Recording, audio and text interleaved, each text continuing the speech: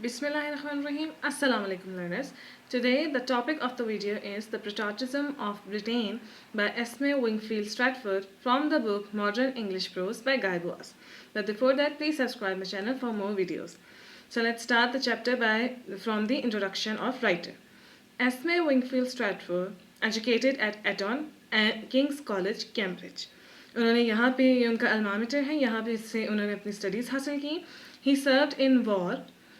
उन्होंने वॉर में भी सर्व किया हुआ है. In this passage there is irony and pungency, यानी कि बहुत ही शार्प लैंग्वेज में और सार्कास्टिक लैंग्वेज में उन्होंने ये चैप्टर लिखा है.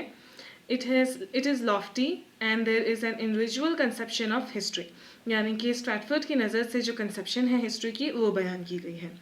This extract has been taken from A History of British Civilization, a book by Stratford. In it, there is an idealistic view of the Commonwealth, British Commonwealth. इसके अंदर एक बिल्कुल ही आइडियलिस्टिक व्यू प्रेजेंट किया गया है कि ब्रिटिश कॉमनवेल्थ का कैसे होता है, किस तरह से होना चाहिए, जिसकी वजह से ओवरऑल जो है वो अच्छे असरात पैदा हों और दुनिया में बेहतरी लाई जाए. तो यानी कि एक आइडियलिस्टिक व्यू दिया है जो रियलिटी में इतना पॉसिबल नहीं है, पर वो जो राइटर चाहते हैं कि ऐसा निज़ाम हो वो उन्होंने अपने ज़रिए से पेश किया है. उन्होंने फिर इसमें बताया है कि there is a terrible lesson from one can learn from great war, यानी कि जो वर्ल्ड वॉर हुई थी उससे जो है एक बहुत ही टेरिबल लेसन लोगों ने सीखा. Fairest hopes of mankind in British civilisation, यानी कि उनका यह नज़रिया है कि इंसान अगर पूरी दुनिया में एक बेहतरीन मिसाल इंसानियत की देखना चाहता है तो वह ब्रिटिश सिविलाइजेशन के तौर तरीक़ों को अपनाने से है, और इसी पे उन्होंने ये चैप्टर प्रेजेंट किया है. So this was the introduction of the writer and the chapter. Now let's start the summary of the chapter. World War I was the catastrophe, and not sudden as a result of forces working before and after war. Writer इस बात से शुरू करते हैं कि world war one जो हुई वो एक बहुत बड़ी तबाहकुन कैटास्ट्रफी थी जो कि एकदम से नहीं पेश आई, बल्कि इसके पीछे बहुत सी वजूहात थी और बहुत सालों से बहुत सी ऐसी फोर्सेस लगातार लगी हुई थी कि जिसके नतीजे में ये वॉर होनी लाजिम ही थी और उसका रिजल्ट ये वॉर की सूरत में ही आना था. यानी कि वॉर से पहले भी और बाद में जो फोर्सेस आपस में एकजुट होकर लगी हुई थी उनसे ये रिजल्ट हुई ये वर्ल्ड वॉर वन. और वो मेन फोर्सेस क्या थी? False confidence in power and self interest, ignoring all human values, यानी कि एक गलत कॉन्फिडेंस उनके अंदर मौजूद था और जिन्होंने ये वॉर जिनकी वजह से ये रिजल्ट में आई और उन्हें इस बात का अंदाज़ा नहीं था कि इसकी वजह से कितनी ज़्यादा कैटास्ट्रफी फैलेगी या इसके आफ्टर मैथ्स क्या होंगे. पावर की वजह से वो अपने इस कॉन्फिडेंस में थे जिसकी वजह से ये रिज़ल्ट हुई वॉर. और सेल्फ इंटरेस्ट, यानी कि अपने ज़ाती मफादात को सामने रखते हुए उन्होंने सारी ह्यूमन वैल्यूज़ को भुला दिया और इन वजूहात की वजह से वॉर हुई. फिर राइटर कहते हैं कि the war could have ruined whole civilisation but it was also to some extent it proved also good. वो कहते हैं कि हो सकता था कि पूरी सिविलाइजेशन बहुत सी जनरेशन्स तबाह हो जाती वॉर में और दुनिया पे कुछ भी ना बचता, पर एक चीज़ जो इसमें से अच्छी साबित हुई है और सामने आई है वो ये है कि मोरल और स्पिरिचुअल रीबर्थ हुई है लोगों की. उन्होंने ये जाना कि वॉर के नुकसानात क्या होते हैं और ये एक कैटास्ट्रफी होती है, इससे कोई फ़ायदा हासिल नहीं होता, जिसकी वजह से उनके अंदर दोबारा से एक रीबर्थ हुई और एक नया नज़रिया उनके सामने आया. लोगों ने कहा जो सेक्रीफाइसेस हुए और जो जानें इसमें ज़ाया हुई उनसे हमें ये हासिल हुआ कि हमने एक नया सबक सीखा. टोटल दुनिया की तबाही से बच गए हम और हम आगे की ऐसे हालात के लिए रेडी हो गए और ये जान गए कि इसके कितने नुकसानात हैं, इसलिए इसको दोबारा दोहराया ना जाए. फिर राइटर ने कहा कि इसकी वजह से इस वॉर ने अच्छाई के बीज बोए कि लोगों के अंदर दोबारा से एक रीबर्थ हुई. लेकिन राइटर साथ में ये मशवरा देते हैं और ये एडवाइस करते हैं कि इस रीबर्थ के लिए क्या ज़रूरी है कि हम पेशेंस रखें, यानी कि जो ह्यूमैनिटी को जो लेसन मिला है इस वॉर से उसको पूरा अमली जामा होने में एक जो है बहुत टाइम लगेगा, जिसके लिए हमें पेशेंस बहुत ज़्यादा ज़रूरी है और उस सब्र के साथ हमें ये इंतज़ार करना है कि दुनिया में अच्छाई दोबारा से फैलेगी और दोबारा से रीबर्थ होगी अच्छाई की. जो सफरिंग्स और मिजरी वॉर की जैसे लोगों ने सही थी, जाहिर बात है वो भुलाना तो आसान काम नहीं है और ये लोगों के लिए बहुत मुश्किल भी है क्योंकि उनके अपने लव्ड वंस भी इसमें गए, पर उससे जो है वो लेसन सीखें और जो फीलिंग्स जो हॉरर उन्होंने बर्दाश्त की, वो आहिस्ता आहिस्ता ज़रूर जाएंगी और दुनिया के लिए फ्यूचर में एक बहुत ही बेटर रास्ता पेव होगा। इस तरह से हम कैसे कर सकते हैं कि हम इस दुनिया से ग्रीड, लालच को, फॉल्सहुड को और अनकाइंडनेस को मिटाएंगे, जो उस लेसन से जो हमने इस वॉर से सीखा।